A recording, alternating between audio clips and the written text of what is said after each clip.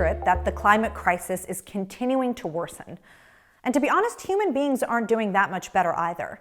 In 2019, the World Health Organization declared burnout as an occupational phenomenon characterized by feelings of energy depletion and exhaustion. But what if these two events have more in common than we think? Many of the problems we're facing on the environmental front are driven by this fundamental miscalculation, the belief that we have an unlimited and never-ending supply of resources. But isn't that what burnout is? Isn't it just the mismanagement of our own energy, thinking that we can push ourselves to our limits with abandon without any consequences? As I started to see the similarities between how we treat the planet and how we approach our own productivity, I started to wonder, how can we prioritize sustainability in our businesses when we don't prioritize it in ourselves? As humans, our most precious resources are our attention and energy. These act as the fuel that enable us to be creative, ambitious, and motivated. And yet, many of us run around burning through our daily supply as though we have an unlimited amount. So in order to rethink our approach to sustainability, maybe we should start at the smallest denomination, us as individuals. So I started wondering, what does humane productivity look like? How would we work differently if we prioritized and planned for sustainable creativity? The first step, I learned, is to reclaim our own creative cycles. We were never designed to work like machines, to show up with the same level of energy day in and day out all year round. Our energy ebbs and flows, and we need systems that work with these cycles and not against them. When you start paying attention to these peaks and valleys, these highs and lows, you'll notice that during the day you're in a constant state of either expending energy or replenishing energy. Some of us are night owls, others are early birds. Some can work for 2 hours at a time, others tackle their big projects in 15-minute increments. Whatever your own rhythm is, embracing it and understanding it are the first steps in designing for humane productivity. Our cycles actually have 4 parts in them, sort of like the 4 seasons: replenishing, peak performance, draining, and recovery. The cycle starts when you're working on something, and at first the work feels really replenishing, right? We've all felt this. You start a task, and you're so fired up to get started. That's your spring. That's when you're planting the seeds of your idea, laying the foundation, the potential of whatever it is you're trying to accomplish. Eventually, you get into the zone or your peak performance window, and it feels like everything is just gelling. This is your summer, a magical period where time melts away because you are so engrossed in what you're doing. But unfortunately, that state doesn't last forever, and your cognitive abilities start to get tired. This is your autumn, it's your fall, as you use up the last of your energy reserves. That's when you start hitting those walls, those "I can't stare at the screen anymore," or "these slides don't make sense," or "what was I even trying to say here again?" We've all had those moments, and that's where we have to stop. Step away, step back, and take a rest, which gets us into the final part of this cycle, recovery. This is our winter. Now you need to take some time to rest and recover before you can start planting again. And isn't it funny how our creative cycles are mirrors to the natural rhythms in the world around us?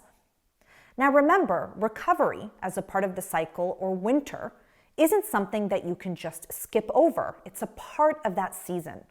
So we need to recover in order to replenish.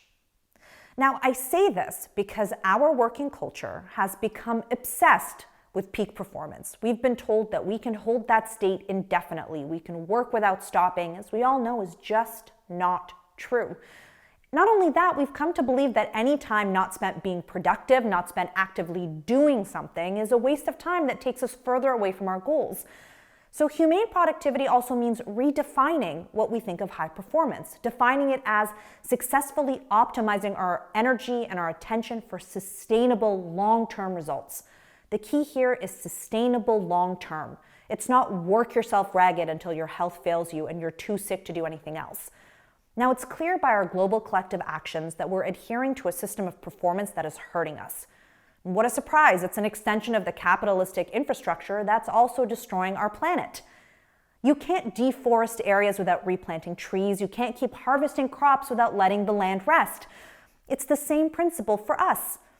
By honoring Our creative cycles will never run out of ideas, attention, or energy. They will always replenish themselves.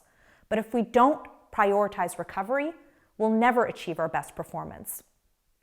Once you've identified your cycle, the second step is to become very intentional with how you're budgeting your energy and your attention.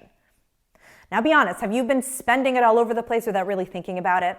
Have you let your attention get pulled into infinite scrolling on social media? Is your energy being drained by a never-ending news cycle? Well, guess what? That stops now. Our attention and our energy are too precious to spend on anything but our most important and ambitious goals and dreams. Because everything that impacts our energy or our attention impacts our creativity as well. When I consume something, I like to think about it in terms of what I call an ROA, a return on attention. I ask myself, what is the long-term value of the content that I'm consuming? Because the things that we consume have a direct impact on our energy reserves, which powers our creative cycles. What this means is that what we read, what we click on or engage with, has the power to replenish us or drain us.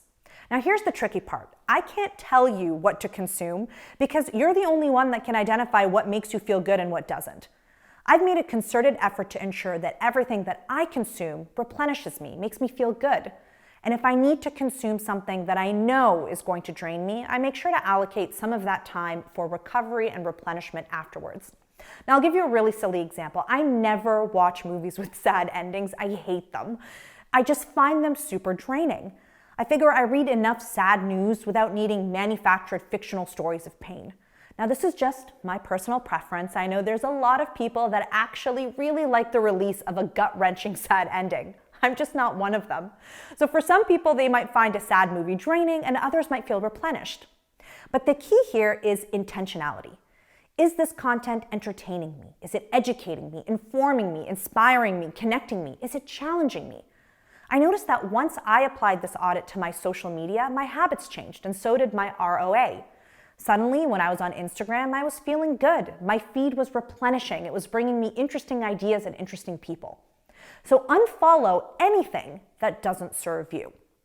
You know that friend from high school that you haven't spoken to in years that posts really weird and offensive memes? Unfollow them. A coworker that posts too much about something you don't care about? Just mute them.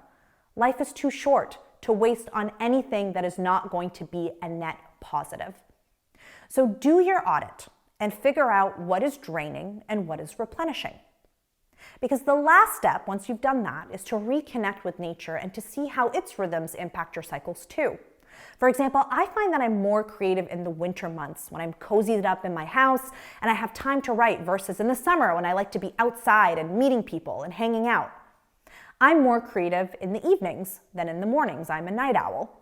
But you'll find your own rhythms. And once you reconnect to nature, we'll be able to feel how integral it is to our own survival and our well-being firsthand.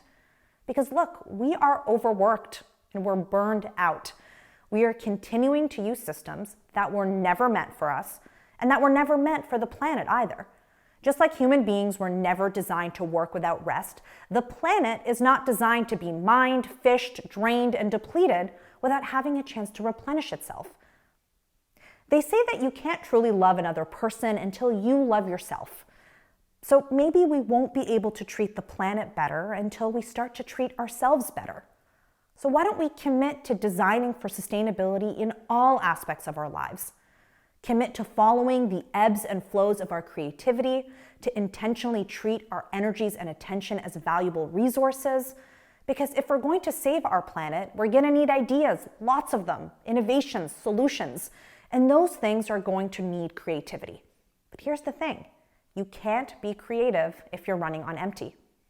The environmental crisis, the work crisis, the pandemic, these are also in a way a crisis of imagination.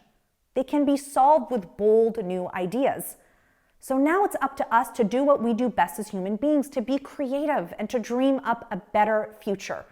So let's protect and replenish our creativity. Let's demand sustainable productivity because the world needs it now more than ever.